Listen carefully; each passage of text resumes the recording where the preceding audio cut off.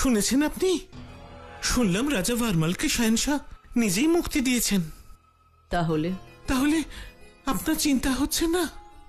এতটা সম্মান শাহেনশাহ খুব কম লোককেই দেন। আর শাহেনশাহ উনি, সাম্রাজ্য, সম্পর্ক, প্রজা সবকিছু সামলাতে হয় ওনাকে। বৈরাম খানের মৃত্যুর পর জালাল ধীরে ধীরে এই সব কিছুকে গুরুত্ব দিতে শিখেছে। প্রণাম মহামাঙ্গা। বলো। আসলে রানী যোধার বার্তা নিয়ে এসেছিলাম। আপনাকে উনি রান্নাঘরে ডেকে পাঠিয়েছেন। হায় হায়, নিজের সীমা ভুলে যেও না বাঁধি। তুমি জানো তুমি কার উপরে হুকুম চালাচ্ছ? ভুলে গেছো নাকি তোমার ওই ভয়ঙ্কর শাস্তির কথা? থামো রেশম, এতে আমি ওর কোনো দোষ দেখছি না। ও তো এখানে শুধু আদেশ পালন করতে এসেছে। বেগম যোধার হুকুম পালন করছে ও। এখন বেগম যোধা যখন ডেকেছেন তখন আমাকে তো যেতেই হবে, তাই না মতি? মতি, এখন তুমি এসো, আমি আসছি। এত কিছু হয়ে গেছে, তাও ওনার সাহসটা দেখলেন? অহংকারে মাটিতে পা পড়ছে না যোধা বেগমের। এটা তো জানো রেশম, যোধা বেগমের তো একটু অহংকার আছেই।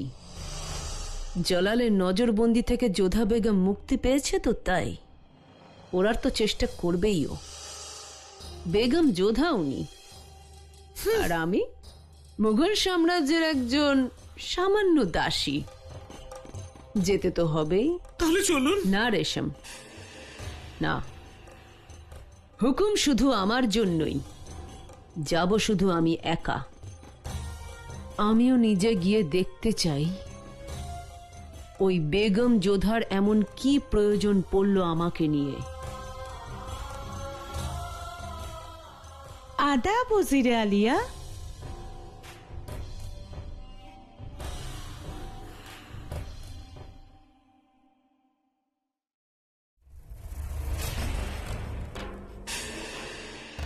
নমস্কার মহামাঙ্গা।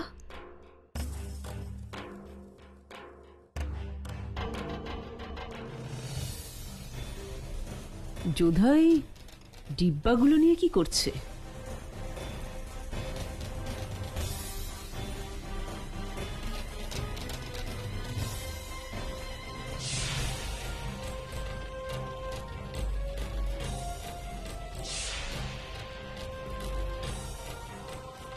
আল্লাহ, ওকে জেনে গেছে আমার মধ্যে কি পরিকল্পনা চলছে। আমি কেশরের রস মেশাচ্ছি। আসলে বিষয়টা হলো, আমার পিতা তো আমেরে ফিরে গেছেন, কিন্তু আমার দাদারা এখানেই আছেন। নির্দোষ প্রমাণ হওয়া সত্ত্বেও খুব চিন্তায় আছেন, আর এতটাই মনোকষ্টে আছেন যে ভালোভাবে ভোজনও করতে পারছেন না। খাওয়ার ইচ্ছেও চলে গেছে। তাই ভাবলাম ওনাদের খাওয়ার জন্য কিছু সামগ্রী প্রস্তুত করি। এসব কি? এই এটাতে কেশর আছে, আর এই শিশিটায় ধুতরার রস। ক্ষমা করবেন, এই শব্দটা যেন আমার জিভে লেগে রয়েছে, বারবার ভুল করে বলে ফেলি। এটাতে কেওড়া আর গোলাপ জল আছে। আমাদের আমেরে তো কেশরে ঘি মেশানো হয়, ধুতরার রস তো আগ্রায় মেশানো হয়, তাই না? এই যোধা করতে চাইছেটা কি? ও কি আমার ষড়যন্ত্র জেনে গেছে?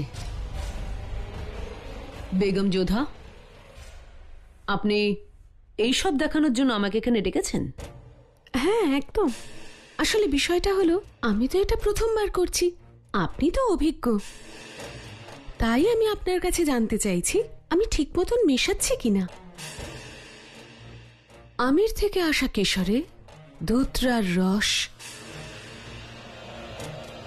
আপনি তো এইভাবেই মিশিয়েছিলেন।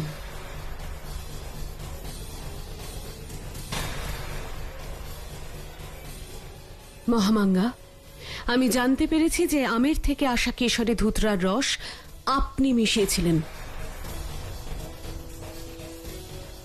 বেগম যোধা, যদি আপনি ঠাট্টা করছেন তো তাহলে তা কিন্তু ঠাট্টার বিষয় নয়। জানি, এটা ন্যায়ের বিষয়। আমাদের এখানে শাহেনশাহ বেগমদের ন্যায় বিচারের কোনো অধিকার নেই। সেই অধিকার শুধুমাত্র শাহেনশাহরই আছে। আমারও এটাই ইচ্ছে যে শাহেনশাহ ন্যায় বিচার করুন, যা আজ পর্যন্ত করেননি। তাহলে ন্যায় চান আপনি? চলুন, আমি নিজেই যাব শাহেনশাহর কাছে আপনাকে ন্যায় দেওয়ার জন্য। চলুন, আপনি যা যা আমাকে দেখাচ্ছেন এই সব কিছু দেখানোর সাহস শাহেনশাহর সামনেও করবেন। আমার এতে কোনো সমস্যা নেই, চলুন।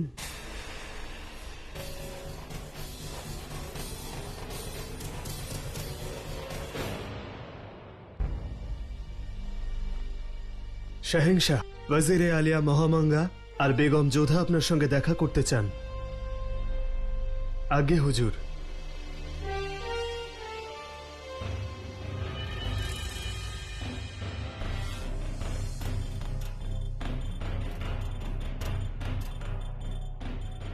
আপনাদের একসঙ্গে দেখে আমি অবাক হচ্ছি। আপনি আরো অবাক হবেন। অবাক হবেন এটা জেনে যে আমরা এখানে কি বলতে এসেছি। আপনার অপরাধীকে পাওয়া গেছে জালাল।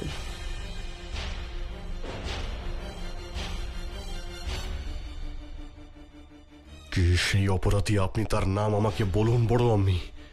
আমি নিজের হাতে তাকে হত্যা করতে চাই। যে বেগম রোকেয়ার কেশরে ধুতুরা রস মিশিয়েছিল সে অপরাধী আপনার সামনে হাজির। সে হলো মুঘল সাম্রাজ্যের একনিষ্ঠ দাসী, আপনার বড় আম্মি, যিনি আপনাকে মানুষ করেছেন। সে হলো মহামাঙ্গা। আমি আপনার সন্তান, আপনার উত্তরাধিকারীকে হত্যা করেছি।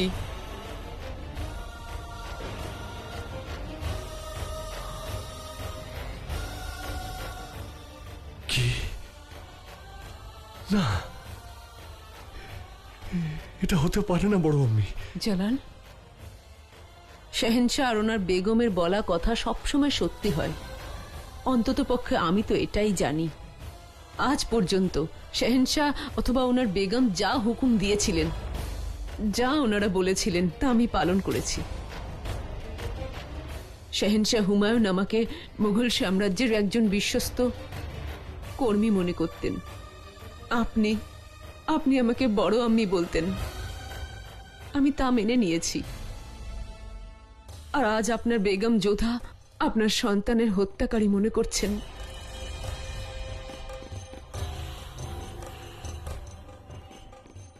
সেটাও আমি মেনে নিলাম জালাল। হ্যাঁ জালাল, অপরাধী তো শুধু সে নয় যে হত্যা করেছে। অপরাধী তো সেও হয় যার সামান্য ভুলের জন্য হত্যাটা হয়েছে। অনুষ্ঠানের সময় বাইরে থেকে আসা জিনিসগুলোর পরীক্ষার দায়িত্ব আমার ছিল, সেখানে আমার ভুল হয়েছে। তাহলে তো আমিই অপরাধী। প্রথমে বেগম যোধাকে আমি দোষী বলেছিলাম, এবার উনি বলছেন। আর আমি মানছি আমি দোষী, আমি অপরাধী, আমার ভুল হয়ে গেছে। এবার সবকিছু আপনার হাতে। আমাকে হত্যা করে আল্লাহর কাছে পাঠিয়ে দিন, অথবা আল্লাহর দরবারে যাওয়ার জন্য মক্কা শরীফে পাঠিয়ে দিন। আমি তার সন্তানকে হত্যা করেছি, যাকে আমি নিজের সন্তান মনে করে বড় করেছিলাম। ইয়া আল্লাহ, এই অভিযোগ শোনার চেয়ে তো ভালো আমার শোনার ক্ষমতা যেন চলে যায়। জালাল, অনেক হয়েছে। আমার জীবনের এতগুলো বছর আমি মোগল সাম্রাজ্যকে দিয়েছি, আর তার বিনিময়ে আমাকে এসব শুনতে হচ্ছে। ব্যাস, আমি আর বাঁচতে চাই না। আমার শিরচ্ছেদ করে দিন। আমি অপরাধ স্বীকার করছি, আমাকে মেরে ফেলুন জালাল। না বড় আম্মি,